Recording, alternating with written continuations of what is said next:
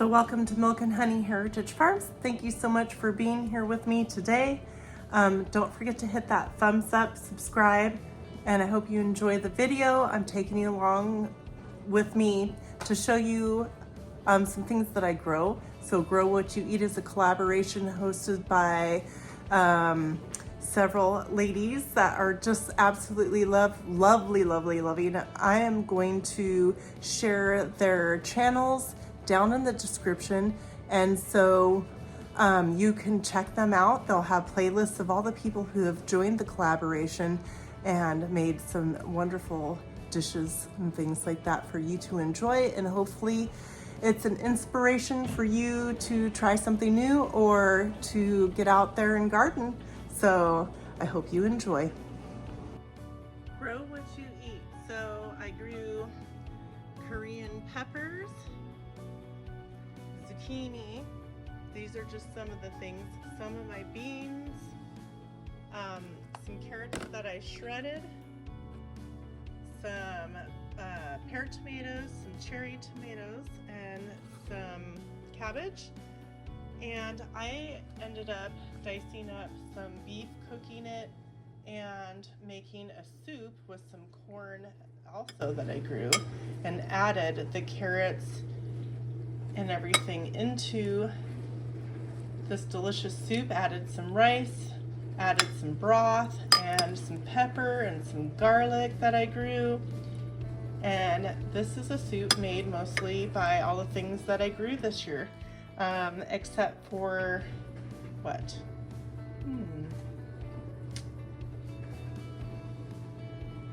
I don't know. I grew all of it. So there you go. I grew all of that.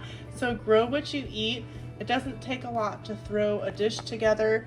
I'm going to take these cabbage leaves and so steam them in some water for a little while, and then I'm going to make some cabbage rolls, and then I'm also going to be making some sauerkraut with some carrots, and I'll show you what that looks like when I get it started. Very exciting, very healthy, and very delicious.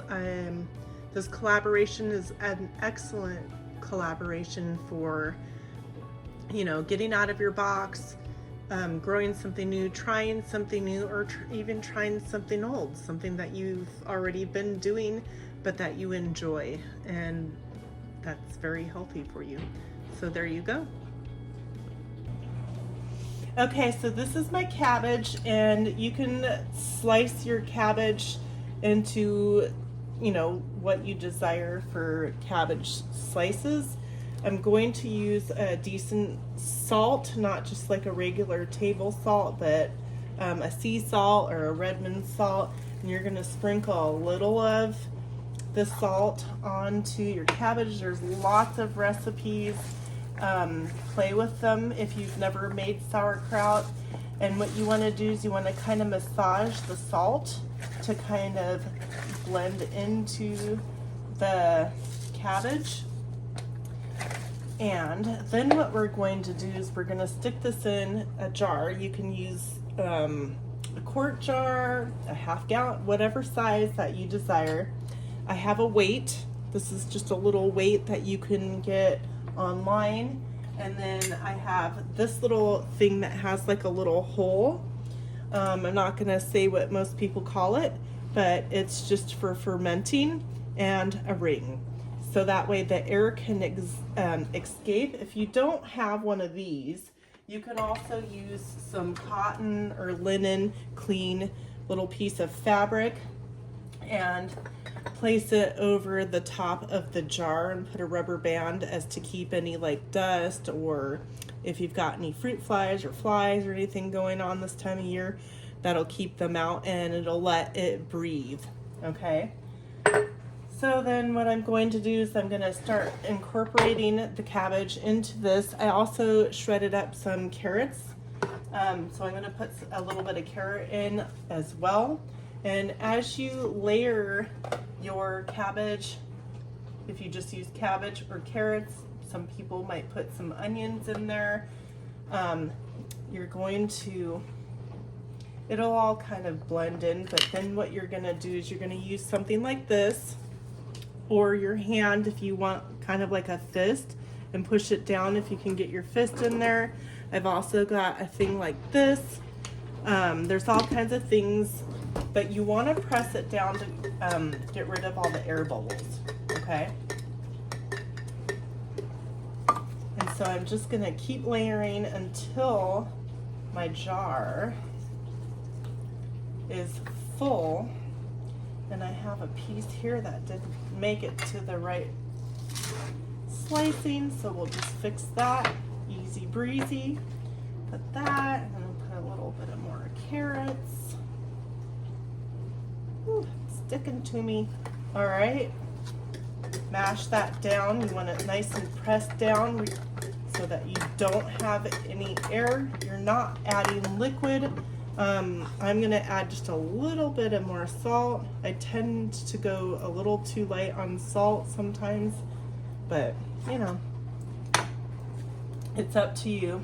But you do need that salt to get all the things activated and working. So get some more cabbage here. Looks like I'm gonna be needing to use another jar, which is awesome. Some more cabbage.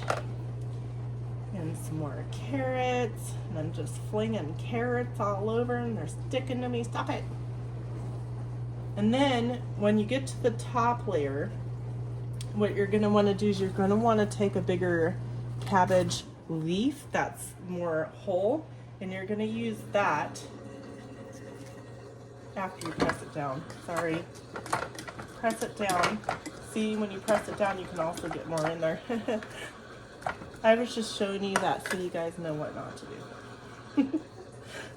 Anyways, so put some more cabbage in if you can fit it in. And some more carrots. And press it down. Don't forget, purple onions can be another option too. Like you can ferment and assort like all kinds of things. I think I'm gonna do one more little tiny smidge of a sprinkle of salt on the top. This will start breaking down and doing its thing. We're going to be keeping this in the jar for 1 to 3 weeks. That's up to you. The longer you keep it in here, the longer it's going to ferment. Okay, so that's about as high as I want to go because I want to leave just a little bit of space so I can get this leaf of the cabbage in. And it's just gonna kind of hold everything down just in case, because when you'll start noticing like a lot of the juices and liquids are gonna start releasing in this jar, and then it's going to be delicious. So then if you're using a lid that doesn't have that's complete, like gosh, what am I trying to say? If you use a lid that is completely solid and you put it on your jar, you're gonna wanna just set it on. But because I have this, it'll automatically release any air. And I'm just gonna let it sit like this and set it aside and let it do its thing on the counter. Ta-da! So that's another dish that I made besides the soup. Gosh, I've made all kinds of stuff. But anyways, thank you for joining me, and I hope you enjoyed. Maybe this inspired you to do a few things as well. So happy growing. Have a wonderful week. See you on the next one. Oh, I forgot to mention, okay, grabbed another jar real quick. Sorry about that, guys. Is caraway seeds. If you add some caraway seeds in, it gives a little bit of a different flavor, not such a bitterness, but it would be lovely. I like frying up some, okay, so for my cabbage rolls, I made some rice. I cooked down those tomatoes and got it until I had the thickness that I wanted it to be.